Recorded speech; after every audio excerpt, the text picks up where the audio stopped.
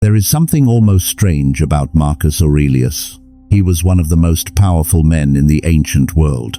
He was an emperor. He commanded armies. He ruled an enormous empire. People waited for his decisions. People feared his authority. People wanted his approval. And yet, when the day was over and the noise finally disappeared, Marcus Aurelius did something that seems almost ordinary.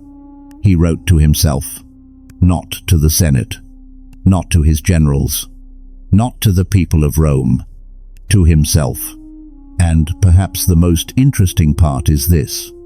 He was not writing because he thought people thousands of years later would read his words. He wasn't trying to build a reputation. He wasn't writing a book. He wasn't trying to become famous. Think about that for a moment. The emperor of Rome needed to remind himself how to behave. The man who could command thousands of soldiers needed to remind himself to control his own anger. The man who could influence other people's lives needed to spend time examining his own. And that raises a powerful question. What did Marcus Aurelius know about himself that made him write every day? And, perhaps an even more important question for us, what would happen to your life if you started talking honestly to yourself every night? Because maybe Marcus wasn't writing because he was already wise. Maybe he was writing because he knew he wasn't. Welcome back to Daily Stoic Thoughts, where ancient Stoic wisdom meets the problems we face in modern life. And today, we're going inside one of the most personal philosophical practices ever left behind. Not simply to understand why Marcus Aurelius wrote, but to understand what his nightly practice can teach you about anger, discipline, failure, relationships, and becoming the kind of person you actually want to be.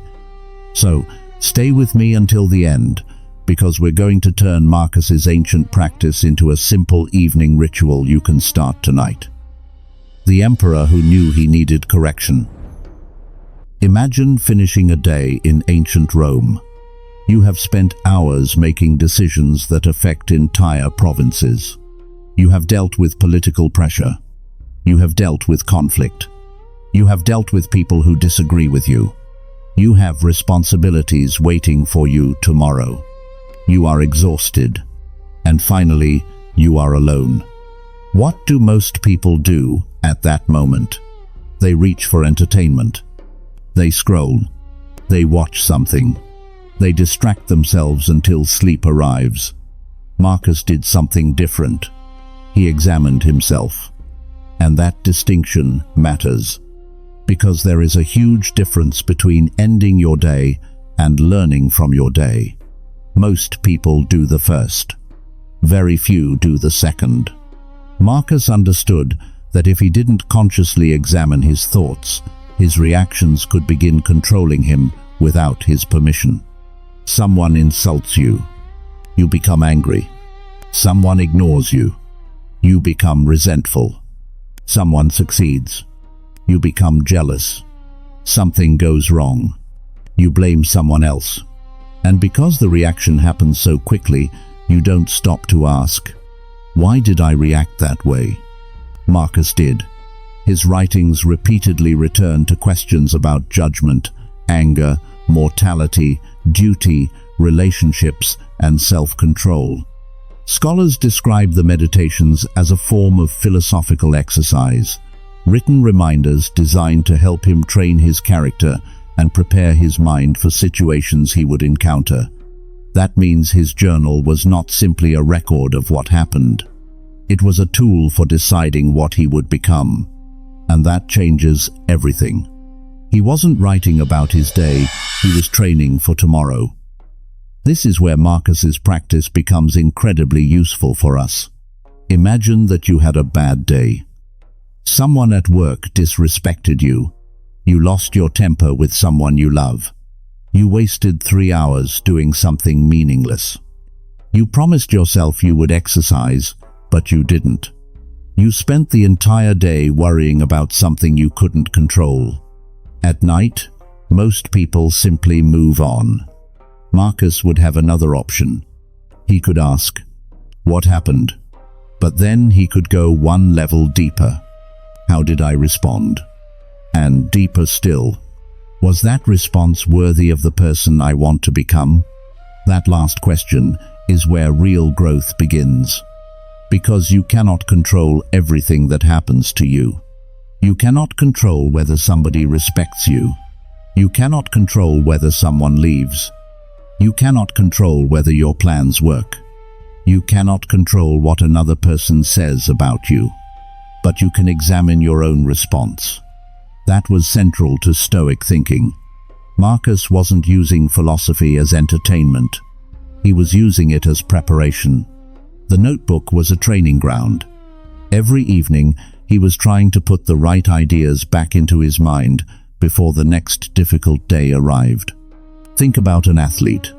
An athlete doesn't practice because they enjoy repeating the same movement forever. They practice because they want the movement to become natural when pressure arrives. Marcus was doing something similar with his character. He was practicing patience before he needed patience. He was practicing restraint before anger appeared.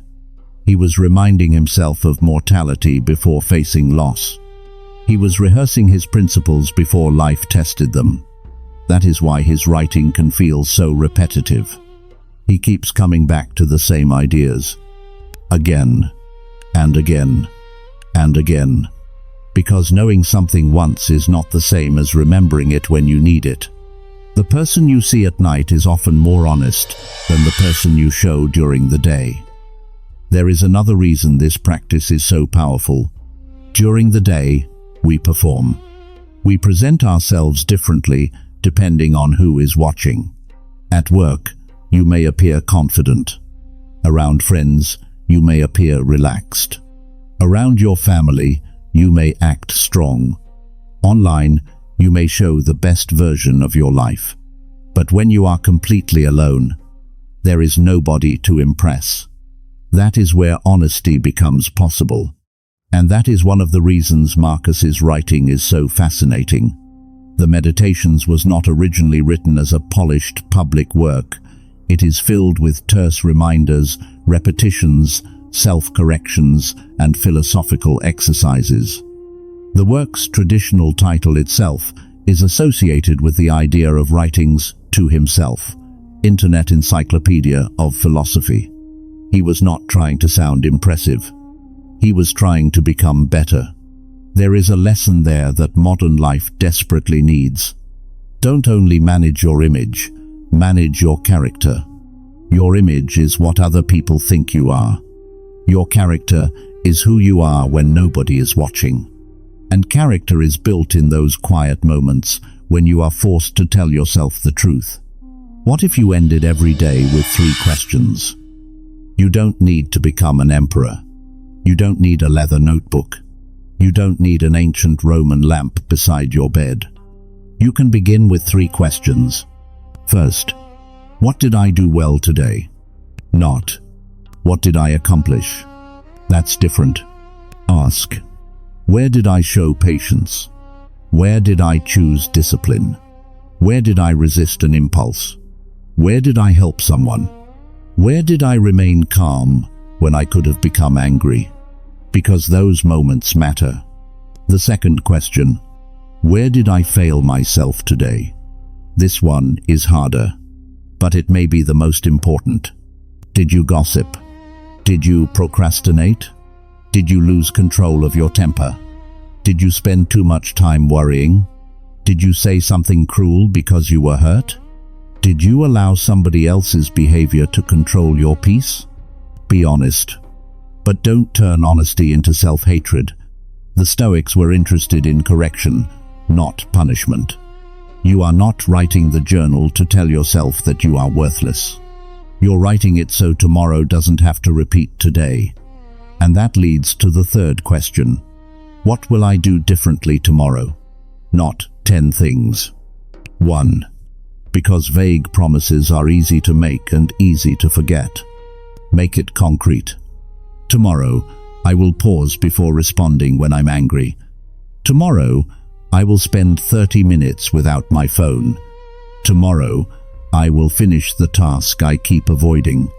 Tomorrow, I will call that person instead of waiting for them to call me. Tomorrow, I will focus on what I can control. That is how philosophy becomes practical. One decision. One day. Then another.